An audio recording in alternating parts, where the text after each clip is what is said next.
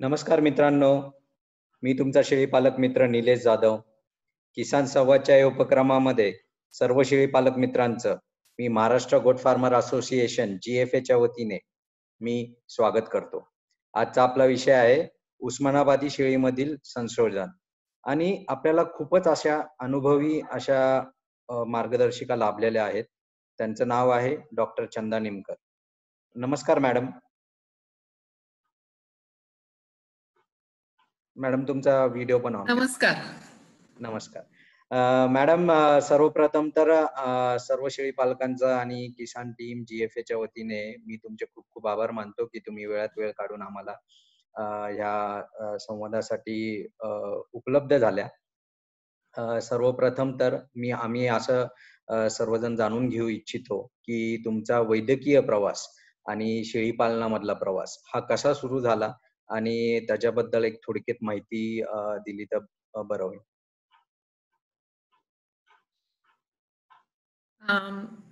प्रथम तर मीच तुमचे आभार मानू इच्छिते, कारण या माध्यमाद्वारे तुम्हीच मला फार मोठी संधी दिलेली आहे लोकांशी संपर्क साधण्याची. नक्कीच तुमचा आणि मोठेपणा आहे. नाही, आणि ही माझी पहिलीच वेळ आहे मराठीमधून अशा प्रकारे वेबिनारद्वारे लोकांशी संपर्क साधण्याची. आणि मी kisan.net यांचे पण मनपूर्वक आभार मानू इच्छिते की त्यांनी अशा प्रकारची लोकांसाठी ही सोय उपलब्ध करून दिलेली आहे. आणि विशेषतः निलेश, तुमचं मी अभिनंदन करू इच्छिते की तुम्ही खूपच वेगवेगळ्या प्रकारचे विषय या शेळी पालनाच्या क्षेत्रातले निवडून त्याच्यावरती आतापर्यंतचे वेबिनार केलेले आहेत. आणि मी तुम्हाला थोडंसं एक उदाहरण देऊ इच्छिते की माझ्या ओळखीचे एक गृहस्थ जे मुंबईला एका पर्यटनाच्या क्षेत्रात काम करत होते. तर परवा मला त्यांचा फोन आला आणि ते म्हणाले की मी संकेश्वर तालुक्यातल्या माझ्या गावात आलोय, आता मुंबई सोडली आणि मला थोड्या प्रमाणावरती शेळी पालन करायचंय, तर मी काय करू? तुम्ही मला काहीतरी सांगा ह्याच्या संबंधी, मी काय करू शकतो. तर तेव्हा तुम्ही जे युट्यूबचे सगळे लिंक्स पाठवता आतापर्यंत झालेल्या वेबिनारचे, ते मी त्यांना चक्क फॉरवर्ड केलं आणि त्यांना म्हटलं की तुम्ही ह्याच्यातले हे बघा वेबिनार्स आणि त्याच्यातनं तुम्हाला बरीचशी माहिती कळेल. म्हणजे हा माहितीचा खूप मोठा स्रोत तुम्ही तयार करून ठेवलाय आणि त्या विषयातले तज्ञ आणि अगदी अद्ययावत माहिती आत्ताची त्याच्यामध्ये आहे. तर त्यामुळे हे फारच उपयोगी असा उपक्रम आहे. Thank you madam. आणि किसान संवादचा बी याच्यात खूप मोठा वाटा आहे, कारण त्यांनीच. हो, नक्कीच. कारण याच्यासाठी ज्या सगळ्या सुविधा लागतात, तज्ञ मंडळी लागतात, हे सगळं माहिती असलेली, या सगळी तंत्रज्ञान माहिती असलेली, तर आणि हे सगळं एवढं सुरळीत चालण्यासाठी त्याच्या मागे पुष्कळसे प्रयत्न असतात हे मला माहिती आहे. त्यामुळे त्यांचे पण मी आभार मानू इच्छिते. बरं, माझ्याबद्दल थोडंसं सांगायचं म्हटलं तर शेळी पालन किंवा मेंढी पालन या क्षेत्रामध्ये मी जरा योगायोगानेच आले आणि त्याला कारण म्हणजे 2-3 कारणं होती.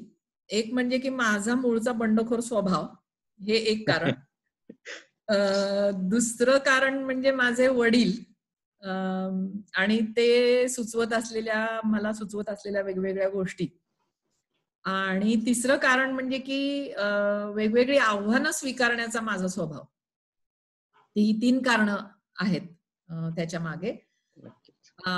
तर बंडखोर स्वभाव कसा कारणीभूत झाला, तर मला 10वीला खूप चांगले मार्क पडले आणि त्यामुळे अर्थातच सगळ्यांनी असं गृहीत धरलं होतं की मी सायन्सला जाणार म्हणून. आणि मी ठरवलं की लोकांना जर वाटतंय की मी शास्त्र शाखेकडे जाणार, तर मग मी जाणारच नाही. म्हणजे तो बंडखोरपणा होता त्या वयामध्ये आणि मूर्खपणा पण होता, पण ते त्यावेळेला मला माहिती नव्हतं. म्हणून मी वाणिज्य शाखेकडे गेले आणि बीकॉमला जाईपर्यंत म्हणजे शेवटच्या वर्षापर्यंत मला अकाउंटन्सी मी शिकले आणि ती त्याच्यात मी म्हणजे मला यायची चांगली ती. पण शेवटच्या वर्षाला जाईपर्यंत त्या अकाउंटन्सीचं मला खूप कंटाळा यायला लागला होता. आणि त्याच्यात मध्ये मी चार्टर्ड अकाउंटंट पण व्हायला लागले होते. म्हणजे त्या काळात एक एंट्रन्स परीक्षा असायची सीएची, ती पण मी दिली, ती पास झाले आणि एका चार्टर्ड अकाउंटंटच्या ऑफिसमध्ये मी आर्टिकल क्लार्क म्हणून काम पण करायला लागले. मी 2 वर्ष ते काम पण केलं. आणि मग मला असं वाटायला लागलं की बापरे, हे काय, मला आयुष्यभर हे नाही करायचं. आणि मग एक मोठं म्हणजे माझ्या आयुष्यात एक क्रायसिस आला. मग मी आई वडिलांकडे गेले, म्हणलं मला हे काय आवडत नाहीये. मग ते म्हणले सोडून दे, त्यात काय. म्हणून मी ते पूर्णपणे सोडून दिलं. पण मला बीकॉम तर पूर्ण करणं भाग होतं, त्याच्यामुळे मी शेवटच्या वर्षाला कॉमर्सच्या विषयांच्या ऐवजी मी ऍडव्हान्स्ड स्टॅटिस्टिक्स हा विषय घेतला. आणि पुढे मी बीकॉम मध्ये सुवर्ण पदक वगैरे मिळवलं. पण त्या विषयातली माझी गोडी कॉमर्स या विषयातली जवळजवळ नाहीशी झालेली होती तोपर्यंत.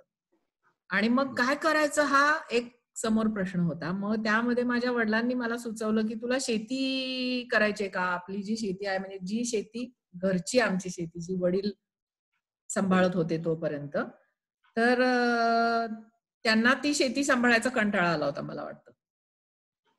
आणि मग मी ती शेती सांभाळायला सुरुवात केली. मला शेतीमधलं काहीच माहिती नव्हतं.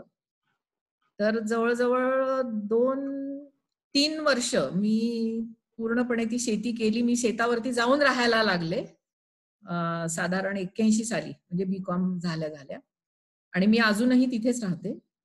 फलटण तालुक्यातल्या राजाळे या गावामध्ये शेतावरती तिथेच मी अजूनही राहते. आणि मग ती शेती करता करता मला आणखी काहीतरी आपल्या पुढे आणखी काहीतरी बौद्धिक आव्हान पाहिजे असं वाटायला लागलं होतं. आणि त्यामुळे मी अमेरिकेत जाऊन अर्थशास्त्रामध्ये मी MA केलं. आणि अमेरिकेत जायला एक कारण असं होतं की माझ्या वडिलांची आई ही अमेरिकन होती. आणि त्यामुळे माझ्या वडिलांना असं वाटायचं की अमेरिकन संस्कृतीची ओळख ही आम्हा बहिणींना झाली पाहिजे. आणि म्हणून मी अमेरिकेला गेले आणि तिथे मी ब्राऊन युनिव्हर्सिटी मधून अर्थशास्त्राची पदवी घेतली. मग मी परत आले. आणि अर्थशास्त्राची पदवी घेऊन माणसं काय करतात, तर शिकवतात.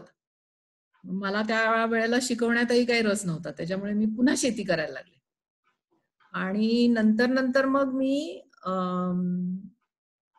आमची जी निमकर कृषी संशोधन संस्था आहे तिथे माझ्या वडिलांनी पशुसंवर्धन विभागाची सुरुवात केली होती. तिथे मी काम करायला लागले माझ्या वडिलांच्या बरोबर. आणि तिथे माझ्या वडिलांनी ब्रिटिश काउन्सिल तर्फे एक डॉक्टर जेरल्ड विनर म्हणून पशु अनुवंशशास्त्र तज्ञ आहेत, तर त्यांना बोलावलं होतं. महाराष्ट्रामध्ये शेळ्या मेंढ्यांची उत्पादकता वाढवण्यासाठी काय करायला पाहिजे याबद्दल सल्ला देण्यासाठी म्हणून त्यांनी बोलावलं होतं. तर ते आले होते, तर त्यांच्या बरोबर मी बरीचशी चर्चा केली. आणि पशु अनुवंशशास्त्र किंवा ॲनिमल ब्रीडिंग अँड जेनेटिक्स या विषयामध्ये मला पण त्यावेळी एक प्रकारचा रस उत्पन्न झाला. आणि ह्या विषयात काहीतरी पुढे करायला आवडेल असं मला वाटायला लागलं. आणि डॉक्टर जेरल्ड विनरनी मला असा सल्ला दिला की स्कॉटलंडमध्ये एडिनबरा विद्यापीठ हे जे आहे, तर तिथे MSc ॲनिमल ब्रीडिंग हा कोर्स होता, अजून सुद्धा आहे तो कोर्स. तर तो कोर्स तू कर असा त्यांनी मला सल्ला दिला. आणि मग मी तो कोर्स केला. मग मी परत आले, पुन्हा आमच्या संस्थेत काम करायला सुरुवात केली. आणि मग मी अर्थातच या विषयामध्ये जास्त गुंतत गेले. पुढे त्याच्यानंतर आणखीन 10 वर्षांनी 15 वर्षांनी मला PhD करण्याची संधी मिळाली. तेव्हा मी ऑस्ट्रेलियाला जाऊन तिथल्या युनिव्हर्सिटी ऑफ न्यू इंग्लंड मध्ये मी PhD केली. आणि जी आम्ही नारी सुवर्णा ही मेंढ्यांची जात आमच्या संस्थेमध्ये विकसित केलेली आहे. तर त्या जातीबद्दल मी PhD केली आणि त्याच्यानंतर मग ह्या क्षेत्रात मी काम करतच राहिले. असा थोडक्यात माझा प्रवास नक्कीच नक्कीच झालेला नक्कीच मॅडम, तुमचा जो प्रवास आहे तो उल्लेखनीय आहे. म्हणजे जर तुम्ही ह्या क्षेत्रात आले नसते तर आम्ही एक म्हणजे तारा गमावला असता. तर मॅडम, पुढचा प्रश्न असा होता की तुम्ही 2 संस्थेचे संचालकीय आहेत, ह्या पदावरती आहेत. तर महाराष्ट्र शेळी व मेंढी संशोधन व विकास संस्था आणि पशुसंवर्धन विभाग, निमकर कृषी संशोधन संस्था. तर ह्यांच्याबद्दल थोडक्यात एक थोडी माहिती द्या की कधी स्थापना झालती आणि त्यांचा उद्देश काय होता, आणि मग नंतर आपण तुम्ही तुमचं जे उस्मानाबादीचं जे संशोधन केलंय त्याबद्दलच्या स्लाइड्स आपण बघूया. चालेल. निमकर कृषी संशोधन संस्थेची स्थापना 1968 साली झाली. आता म्हणजे त्या संस्थेला 52 वर्षापेक्षा जास्त होऊन गेलेली आहेत.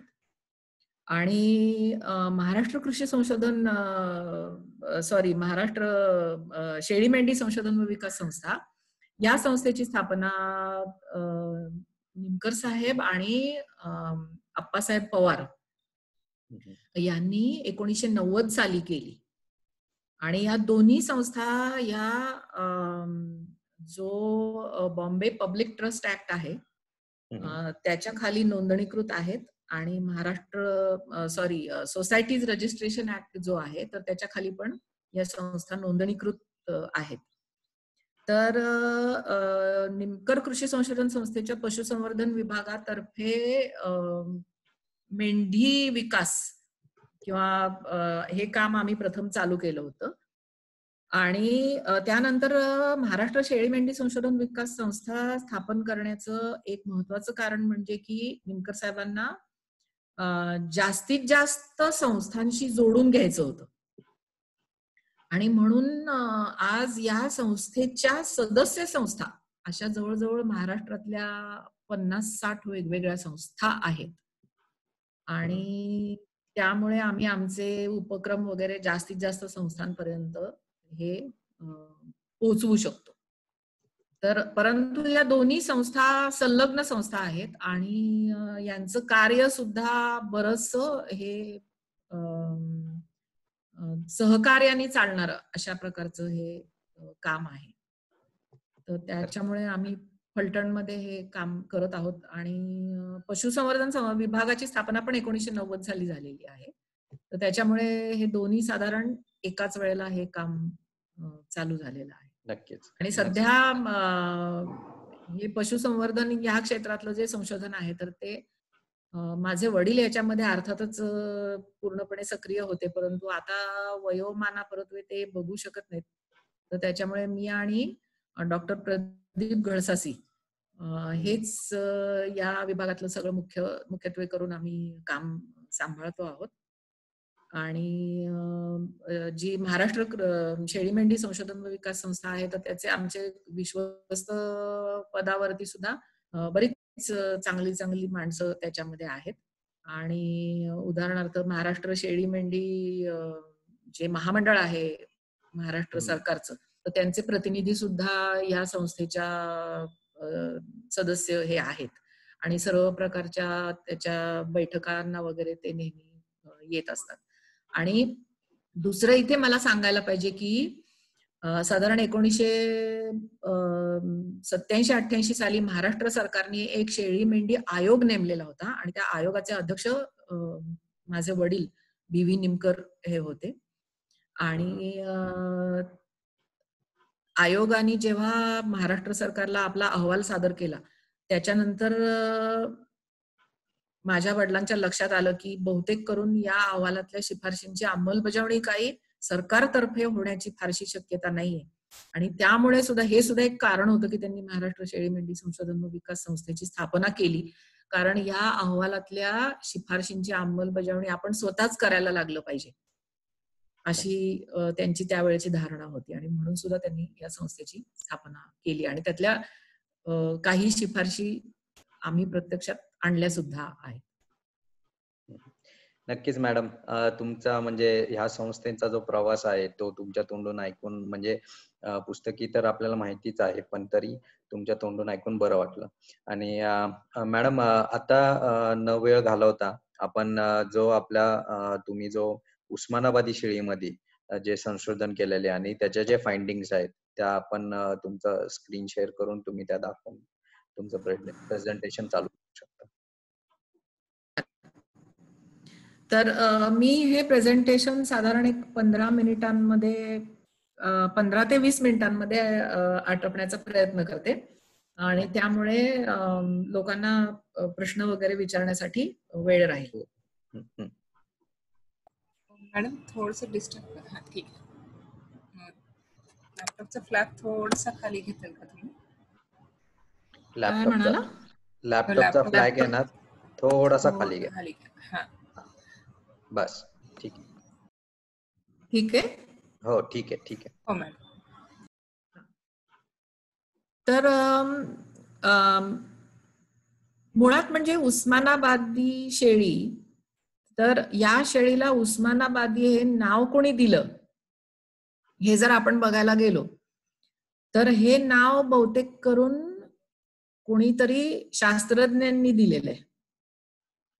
आणि बऱ्याचशा प्रमाणात जे लोक उस्मानाबादी शेळ्या पाळतात तर त्यांच्याकडे जर आपण विचारलं की तुम्ही कोणती शेळी पाळता, तर ते आपल्याला असं नाही सांगत की मी उस्मानाबादी शेळी पाळतो म्हणून. ते म्हणतात की आम्ही देशी शेळ्या पाळतो. तर त्यामुळे त्यांच्या ह्या देशी शेळ्या या आता आपल्या उस्मानाबादी शेळ्या झालेल्या आहेत. तर उस्मानाबादी शेळीवरती आतापर्यंत कोणकोणते महत्वाचे संशोधन प्रकल्प झाले याची थोडीशी यादी मी इथे दिलेली आहे. की 1995 ते 99 या कालावधीमध्ये शेळ्यांच्या सर्वेक्षणावर आधारित एक नेटवर्क प्रकल्प हा महात्मा फुले कृषी विद्यापीठ राहुरी यांच्यातर्फे राबवला गेलेला होता. म्हणजे त्यांनी अहमदनगर, उस्मानाबाद आणि सोलापूर या 3 जिल्ह्यांमधल्या उस्मानाबादी शेळ्यांचं सर्वेक्षण करून त्याच्यावरती त्यांचे जे निष्कर्ष होते तर ते प्रसिद्ध केलेले होते.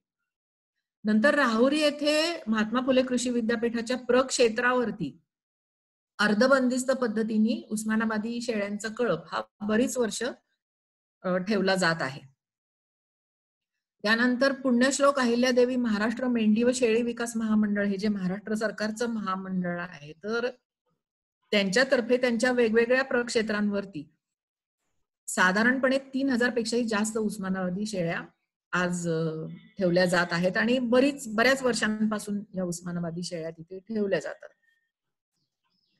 आणि त्यानंतर 2009 पासून ते आज तागायत भारतीय कृषी संशोधन परिषद ही जी आहे भारत सरकारची, तर त्यांच्यातर्फे अखिल भारतीय समन्वयित शेळी सुधार प्रकल्प असा एक प्रकल्प चालवला जातो आणि त्याच्या अंतर्गत उस्मानाबादी शेळीचं गाव पातळीवरचं संशोधन केंद्र हे 2009 पासून आमच्या संस्थेमध्ये म्हणजे निमकर कृषी संशोधन संस्थेमध्ये हे चालवलं जात आहे.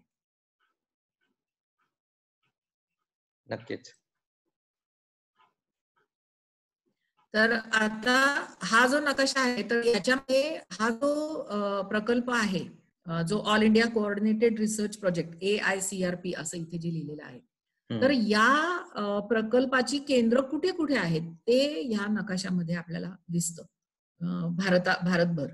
तर याच्यामध्ये आपण पाहू शकता की 17 ही गाव पातळीवरची संशोधन केंद्र याच्यामध्ये आहेत. म्हणजे ते लेह किंवा जम्मू काश्मीर मध्ये असलेलं चांगथांगी शेळीचं केंद्र तिथपासून ते खाली केरळमध्ये मलबारी शेळीचं केंद्र आणि ह्याच्यामध्ये गद्दी शेळ्या हिमाचल प्रदेश मधल्या, मारवाडी आणि सिरोही या राजस्थान मधल्या, सुरती ही गुजरात मधली, महाराष्ट्रामध्ये संगमनेरी आणि उस्मानाबादी, नंतर बिहारमध्ये ब्लॅक बेंगॉल शेळी, झारखंडमध्ये सुद्धा या ब्लॅक बेंगॉल शेळीचं एक केंद्र आहे. ओडिशामध्ये गंजम शेळीचं केंद्र आहे. कोलकाता मध्ये, पश्चिम बंगालमध्ये ब्लॅक बेंगॉल शेळीचं केंद्र आहे. त्यानंतर आसाममध्ये आसाम हिल गोट ह्या शेळीचं केंद्र आहे. मग अंदमानमध्ये अंदमान शेळीचं केंद्र आहे. मध्य प्रदेशमध्ये बुंदेलखंडी शेळीचं केंद्र आता नुकतंच चालू झालेलं आहे. आणि याशिवाय 3 ही त्यांची अर्धबंदिस्त शेळीपालन संशोधन केंद्र ही सिरोही, बार्बरी आणि जमनापारी. हे सिरोही केंद्र हे central sheep and wool research institute मध्ये आहे आणि जमनापारी आणि बार्बरीची फार्म युनिट्स ही central institute for research on goats मध्ये आहेत. तर याच्यातली आमची जी नारी संस्था आहे, तर आमचं केंद्र हे एकमेव बिन सरकारी संस्थेतलं केंद्र आहे. बाकी सर्व केंद्र ही वेगवेगळ्या कृषी विद्यापीठांमध्ये किंवा पशुशास्त्र विद्यापीठांमध्ये ही केंद्र चालवली जात आहेत. आणि मी एकटीच याच्यातली महिला प्रमुख असलेलं असं केंद्र आहे. बाकी सगळ्या केंद्रांचे प्रमुख हे पुरुष आहेत. नक्कीच मॅडम. फक्त फील्ड युनिट आणि फार्म युनिट मध्ये फरक काय आहे? फील्ड युनिट, फील्ड युनिट मध्ये त्यांची संकल्पना अशी आहे की, अर्थात हे थोडंसं पुढे येणार आहे. फील्ड युनिटचे काय उद्दिष्ट आहेत त्याच्याबद्दल मी थोडंसं बोलणार आहे. आणि फार्म युनिट हे जे आहे, तर ते एक प्रकारचं आपण ज्याला ऑर्गनाइज्ड गोट फार्म म्हणू, तर अशा प्रकारचं फार्म उभारून तिथे शेळ्यांबद्दल संशोधन करणे, याच्यासाठी ती फार्म युनिट्स आहेत. आणि थोडीशी मी पुढच्या स्लाइडकडे जाते. तर याच्यामध्ये इथं जी उस्मानाबादी प्रकल्पाची उद्दिष्ट आहेत, तर ती सगळी ही त्या फील्ड युनिटचीच उद्दिष्ट आहेत. ओके. तर ती काय आहेत उद्दिष्ट? तर मी पहिलं इथे लिहिलेलं आहे की शेळ्या पाळल्या जात असलेल्या परिसंस्थेतच त्यांची उत्पादकता वाढवणं. म्हणजे या शेळ्या कुठे पाळल्या जातात? आता जास्त प्रमाणात शेळ्या आहेत कुठे? तर वेगवेगळ्या गावांमध्ये शेळी पालकांकडे या शेळ्या आहेत. आणि मग तिथे आपण जाऊन तिथे त्यांची उत्पादकता वाढवायचं हे काम करायचं. हा फील्ड युनिटचा मुख्य उद्देश आहे. तर अनुवंशिक सुधारणेसाठी निवडक अशा पैदाशीच्या बोकडांचा गावांमध्ये प्रसार करायचा आहे. म्हणजे ते बोकड गावांमधल्या शेळ्यांमधूनच निवडायचे आहेत आणि त्यांचा प्रसार पण तिथेच करायचा आहे. निवडक बोकडांच्या गोठवलेल्या वीर्याचा या प्रकल्पाबाहेर प्रसार करायचा आहे. आणि गावातल्या शेळी पालकांच्या शेळ्यांची उत्पादन क्षमता सुधारण्यासाठी त्यांच्या शेळ्यांचा आहार आणि आरोग्य व्यवस्थापन हे तिथं जाऊन सुधारायचं आहे. त्याचप्रमाणे शेळी पालकांची क्षमता वृद्धी करायची आहे आणि शाश्वत आणि फायद्याच्या शेळी पालनाला उत्तेजन द्यायचं आहे. हे प्रत्येक, मी तुम्हाला जी जात दाखवली, तर प्रत्येक जातीच्या फील्ड युनिटचं हेच काम आहे. त्या जातीमध्ये त्यांनी ते करायचं आहे, त्यांच्या विभागामध्ये किंवा त्यांच्या राज्यामध्ये आणि त्या जिल्ह्यांमध्ये. ओके. तर मग आता उस्मानाबादी संशोधन प्रकल्प कार्यरत असलेले जिल्हे सध्या कोणते कोणते आहेत? तर याच्यामध्ये आम्ही जिथे आहोत तिथे म्हणजे सातारा जिल्हा, नंतर आमच्या लगतचा पुणे आणि सोलापूर जिल्हे आणि अहमदनगर आणि बीड, तर एवढ्या जिल्ह्यांमध्ये आम्ही सध्या काम करत आहोत. आणि हे बाकीचे जे या नकाशामध्ये फिकट गुलाबी किंवा जांभळ्या अशा रंगामध्ये हे जिल्हे जे दाखवलेले आहेत, तर या जिल्ह्यांमध्ये वेगवेगळ्या संस्थांतर्फे आमच्याकडून उस्मानाबादी बोकडाचं गोठवलेलं वीर्य घेऊन ते वीर्याचा वापर करून कृत्रिम रेतन हे या जिल्ह्यांमध्ये करण्यात आलेलं आहे. मॅडम, या स्लाइड वरती फक्त असं हे विचारायचं होतं की उस्मानाबादी शेळी ही उस्मानाबाद जिल्ह्यामधली, मग तिथं का नाही कार्य आपलं चालू? उस्मानाबाद जिल्ह्यामध्ये आम्ही कार्य फील्ड युनिट म्हणजे करत होतो.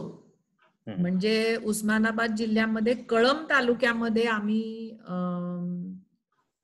3-4 वेगवेगळी गावं त्यावेळेला निवडलेली होती आणि आम्ही काम करत होतो. पण त्याच्यामध्ये आम्हाला काही अडचणी आल्या. तर त्या कसल्या?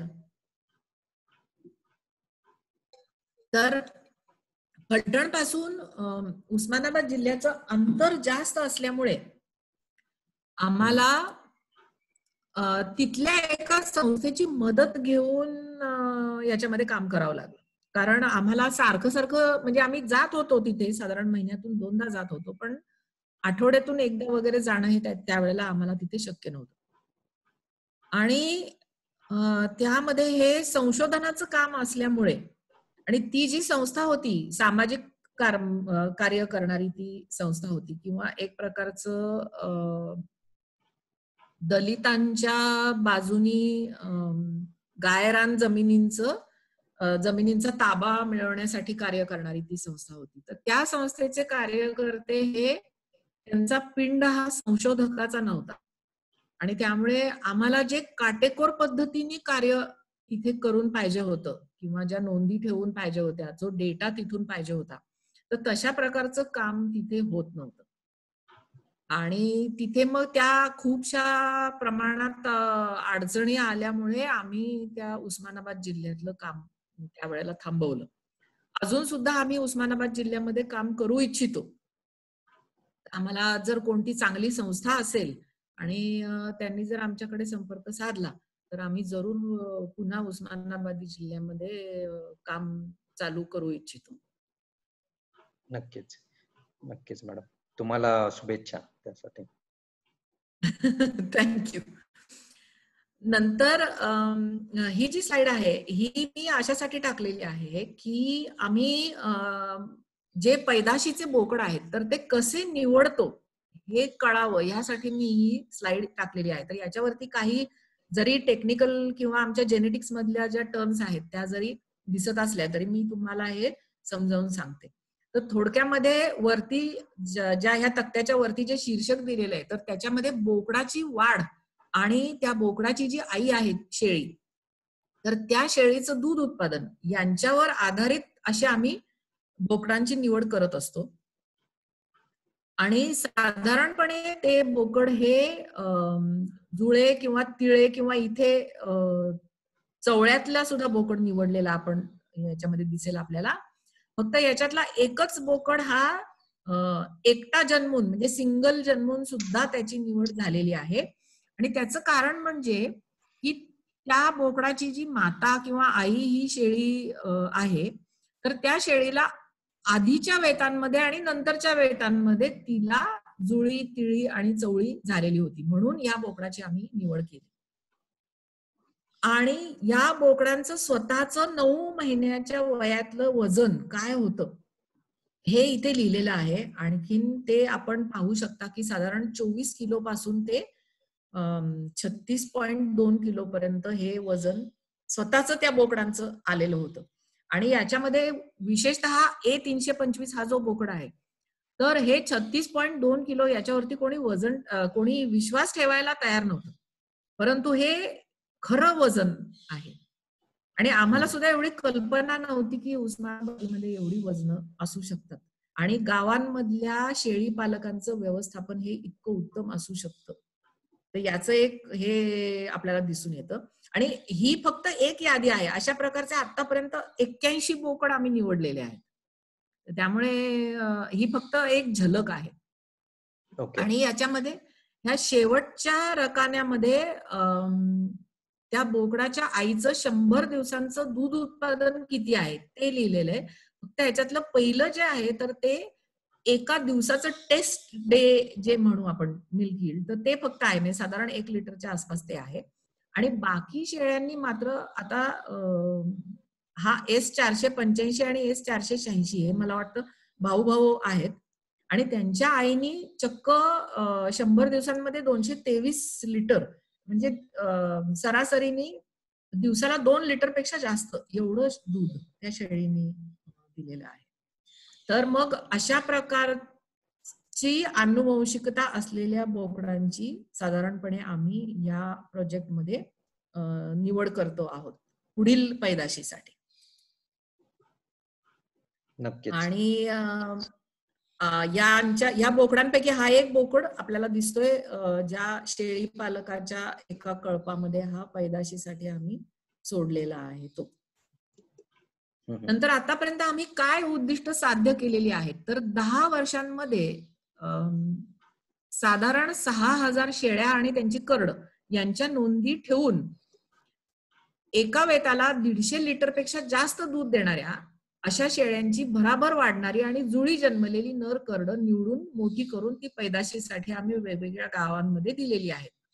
तर याच्यामध्ये साधारण 1001 शेळ्यांच्या नोंदी, दूध नोंदी आम्ही ठेवल्या. तर त्याच्यातल्या 20% शेळ्या या 150 लिटरपेक्षा किंवा काही बाबतीत 200 लिटरपेक्षाही जास्त दूध देणाऱ्या अशा शेळ्या आम्हाला आढळून आल्या. आणि असे जे बोकड आम्ही निवडले, तर यातल्या निवडक बोकडांचं वीर्य गोठवून कर्नाटक सरकारला त्याच्यातले 20,000 डोस आणि महाराष्ट्रामध्ये खाजगी जे कृत्रिम रेतन करणारे तंत्रज्ञ आहेत, तर त्यांच्या माध्यमातून 22,450 डोसचं आम्ही वितरण आतापर्यंत केलेलं आहे. आणि हे शेळ्या गाभण राहण्याचं प्रमाण हे 50 ते 60% आहे. आणि म्हसवड येथील माणदेशी प्रतिष्ठानच्या आम्हीच आमच्या संस्थेतर्फे प्रशिक्षित केलेल्या पशुसखींतर्फे सुद्धा मोठ्या प्रमाणावर शेळी पालकांच्या घरी जाऊन कृत्रिम रेतन हे केलं जातं वेगवेगळ्या जिल्ह्यांमध्ये आणि तालुक्यांमध्ये. आणि या 22,450 पैकी बरेचसे डोस हे या माणदेशी प्रतिष्ठाननी सुद्धा आमच्याकडून नेलेले आहेत. त्यानंतर सध्या या प्रकल्पामधली जी करडं आहेत, तर त्यांची सरासरी वजन आणि या सरासरीमध्ये साधारणपणे 3 महिन्याच्या वजनामध्ये आमच्याकडे 3600 नोंदी आहेत, 3600 करडांच्या नोंदी आहेत. आणि 6 महिने 9 महिने याच्यामध्ये ही संख्या थोडीशी कमी होते. आणि 12 महिन्याची साधारण तरी सुद्धा आमच्याकडे 400 नोंदी आहेत 12 महिन्याच्या करडांच्या.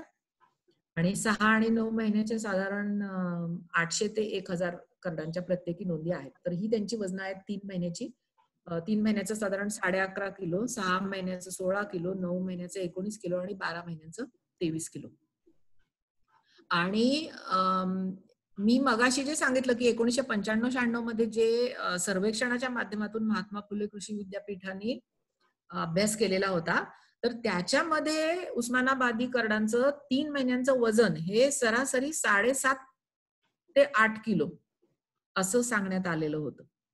परंतु आम्हाला प्रत्यक्षात जे आढळलेलं आहे, अर्थातच याच्यामध्ये आम्ही पैदाशीसाठी बोकड दिल्यानंतर त्या बोकडांपासून पैदास झालेली करड सुद्धा या डेटामध्ये आहेत. तर त्यामुळे ते सुद्धा एक कारण असू शकतं या करडांची वजन जास्त असण्याचं.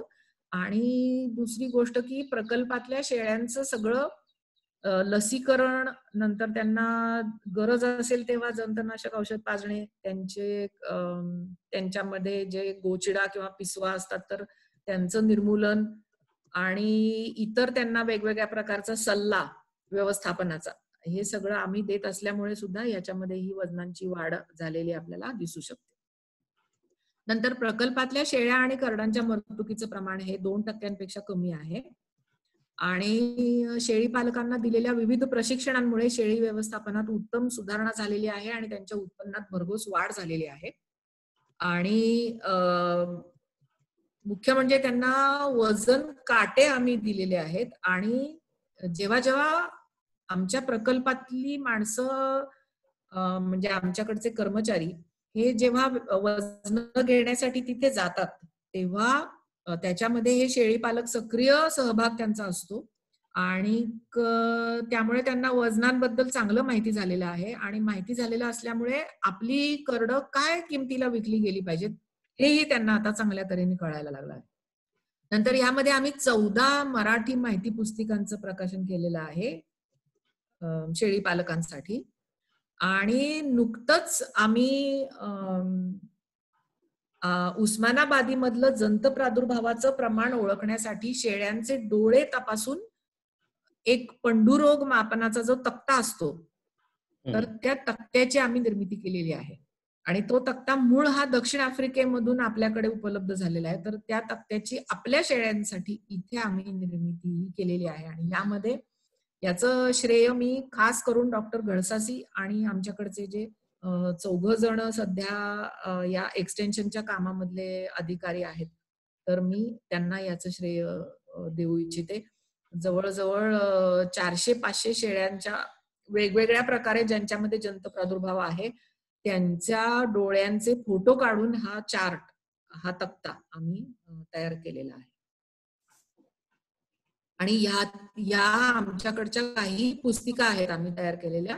प्रथमोपचार, लसीकरण, त्यानंतर गर्भपात आणि त्याच्यावरचे प्रतिबंधक उपाय, नंतर पशु उपचारामध्ये आपल्याकडे असलेल्या अंधश्रद्धा, चुकीच्या पद्धती आणि गैरसमजुतींचे निराकरण, ही त्याच्यातली काही उदाहरणादाखल आमच्या या पुस्तिका आहेत. तर थोडक्यात सांगायचं तर आम्हाला असं आढळून आलेलं आहे की उस्मानाबादी ही उत्कृष्ट उत्पादकता असलेली शेळी आहे. तर आज सिरोही शेळीचा खूप बोलबाला आहे, परंतु सिरोही शेळीपेक्षा जुळ्यांचं प्रमाण उस्मानाबादीमध्ये अर्थातच अधिक आहे आणि 2 वर्षात 3 वेत देण्याची सुद्धा तिच्यामध्ये क्षमता आहे. नंतर उच्च दूध उत्पादन क्षमतेच्या सुद्धा उस्मानाबादी शेळ्या आहेत, हे या आमच्या प्रकल्पामुळे सिद्ध झालेलं आहे. म्हणजे आजपर्यंत भारतामध्ये फक्त जमनापारी हीच दुधाची शेळी म्हणून ओळखली जात होती आणि काही प्रमाणामध्ये बीटल आणि सिरोही या सुद्धा दूध उत्पादनासाठी ओळखल्या जात होत्या. परंतु आता उस्मानाबादी ही त्यांच्या तोडीस तोड अशी दूध उत्पादनासाठी शेळी आहे आणि त्यामुळे दूध उत्पादनात, उस्मानाबादीच्या दूध उत्पादनात निवड पद्धतीने सुधारणा करायला भरपूर वाव आहे. नंतर उस्मानाबादीमध्ये भराभर वजन वाढीची सुद्धा क्षमता आहे. की कठीण परिस्थितीला, म्हणजे ज्या वेळेला दुष्काळ वगैरे असतो किंवा खाद्याचा तुटवडा असतो, तर अशा परिस्थितीला सुद्धा ही तोंड देऊ शकते. आणि त्यामुळे आपल्याकडे मोठ्या संख्येने शेळ्यांच्या पद्धतशीर नोंदी ठेवून निवड पद्धतीने उत्पादकता त्यांची सुधारायला भरपूर वाव आहे. आणि ही जर सुधारायची असेल तर काय करायला पाहिजे, याच्यामध्ये मला असं वाटतं की साधारण 100 ते 500 शेळ्यांचे खास पैदाशीच्या शेळ्या उत्पादन करणे हे उद्दिष्ट ठेवून एक प्रकारे ज्याला स्टड फार्म म्हणता येईल, तर अशा प्रकारचे स्टड फार्म आपल्याकडे चालू करण्याची गरज आहे असं मला वाटतं. परंतु हे स्टड फार्म चालू करणाऱ्यांमध्ये मुख्य उद्देश त्यांचा पैसे मिळवणं हा नसावा, तर शेळ्यांची जात सुधारणं हा मुख्य उद्देश असावा. आणि ह्या प्रत्येक स्टड फार्मनी अगदी काटेकोर नोंदी ठेवून त्याप्रमाणे शेळ्यांची निवड करायला पाहिजे. तर याच्यामध्ये तुमचा मागच्या वेळेचा जो वेबिनार झाला होता डॉक्टर तेजस शेंड्यांचा, तर त्यांनी जो शेळ्यांच्या नोंदींवरती त्यांनी भर दिलेला आहे, तर त्या नोंदीच याच्यासाठी आपल्याला उपयोगी पडणार आहे, या निवड पद्धतीने शेळ्यांची सुधारणा करण्यासाठी. एवढं माझं प्रेझेंटेशन आहे. थँक्यू. मॅडम एक फक्त प्रश्न राहिला. मध्यंतरी तुम्ही तक्ता दिला होता की त्यामध्ये एक शेळी इतकं दूध देते वगैरे वगैरे, तर फील्ड वरती रोज शेळीचं दूध काढून ते मोजणं कसं पॉसिबल झालं? याच्यामध्ये जी एक पद्धत ही international committee on animal recording यांनी सुद्धा शिफारस केलेली पद्धत आहे. ती पद्धत आम्ही दूध नोंदी करण्यासाठी वापरली आणि ती पद्धत म्हणजे त्याला ते वे सकल वे म्हणजे वजन करायचं, त्यानंतर त्या करडाला शेळीचं दूध पिऊ द्यायचं आणि परत त्या करडाचं वजन करायचं, अशी ती पद्धत आहे. म्हणजे ज्या शेळ्यांचं दूध मोजायचं असतं तर त्या ठिकाणी आमचे कर्मचारी आदल्या दिवशी संध्याकाळी पोहोचत असतात किंवा त्यांनी शेळ्यांच्या कासेला बांधण्यासाठी पिशव्या दिलेल्या असतात आणि ते तिथल्या शेळी पालकांना सांगून ठेवतात की उद्या सकाळी आम्ही शेळ्यांच्या दूध नोंदी घेण्यासाठी येणार आहोत आणि त्यासाठी तुम्ही त्या शेळ्यांच्या कासेला पिशव्या बांधून ठेवा. आणि मग ते दुसऱ्या दिवशी सकाळी त्या शेळी पालकाच्या घरी गेल्यानंतर ते करडं ही एका बाजूला डालून ठेवलेली असतात. मग ते त्या करडांचं आधी वजन करतात. मग जुळी असतील तर 2 करडांचं वजन, सिंगल असेल तर एका करडाचं, तिळं असेल तर 3 करडांचं ते पहिल्यांदा वजन करतात, त्या वजनाची नोंद करतात. त्यानंतर कासेला बांधलेली पिशवी सोडून ती करडं प्यायला सोडतात आणि त्या करडांनी दूध पोटभर त्यांचं पिऊन झाल्यानंतर मग पुन्हा त्या करडांची वजन करतात. आणि शिवाय अजून शेळीच्या कासेमध्ये काही दूध उरलंय का हे ते बघतात. आणि जर उरलं असेल तर ते मग एका मोजमाप करण्याचं जे आपल्याकडे सिलेंडर किंवा वृत्तचितीचं हे असतं परीक्षा नळी, त्याच्यामध्ये ते दूध घेऊन त्या राहिलेल्या दुधाचं ते मोजमाप करतात. आणि मग करडांचं प्यायल्यानंतरचं वजन आणि दूध प्यायच्या आधीचं वजन ह्याच्यातला जो फरक असतो ते शेळीने दिलेल्या दुधाचं वजन. अशा प्रकारे त्या दुधाच्या नोंदी आम्ही घेतलेल्या आहेत. आणि याच्यामध्ये पुन्हा मी आमचा जो प्रकल्प आहे या प्रकल्पात काम करणाऱ्या माणसांच्या कष्टांना मी दाद देते. कारण त्यांना सकाळी खूप लवकर, अगदी 6-6:30 म्हटलं तरी चालेल, इतक्या लवकर त्यांना त्या त्या शेळी पालकांच्या घरी जाऊन ह्या सगळ्या दुधाच्या नोंदी ह्या घ्याव्या लागतात. नक्कीच.